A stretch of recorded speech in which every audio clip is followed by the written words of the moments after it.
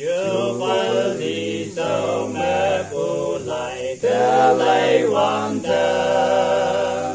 nhà cơ nhân phụ ye sinh bé ngộ phải yang kỳ vui mà lạc pa lại chôn yang mẹ kia mẹ ngộ yang kỳ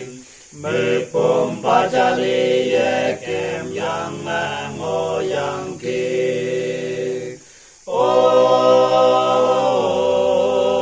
bin chạy khăm ao min y liêm cai la mà răng cung ma 1964 mà ngô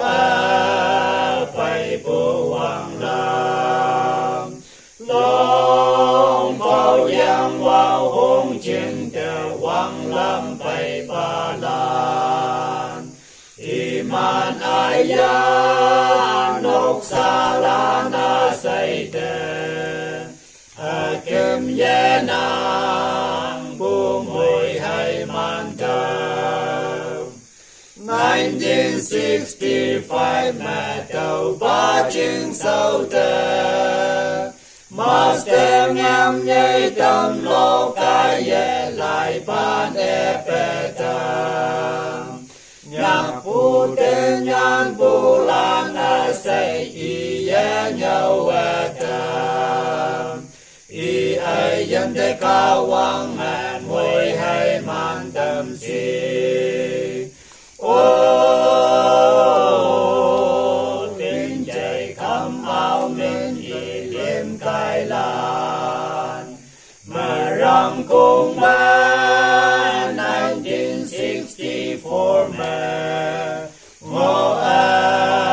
phải phụ hoàng lam long phao giang vào hôn chiến đè hoàng lam phải ba lan iman ayah nốc sa la na say đè kim ye nang bu mùi hay man thờ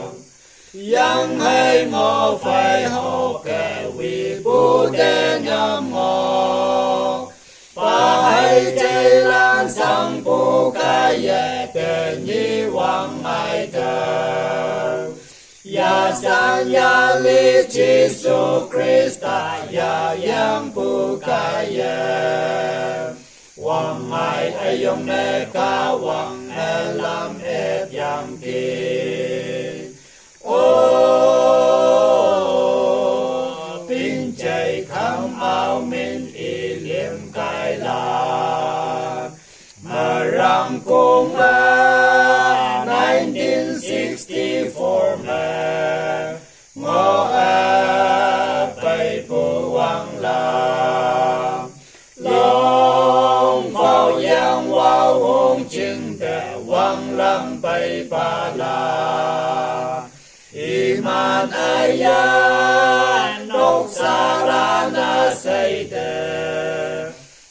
kim ye na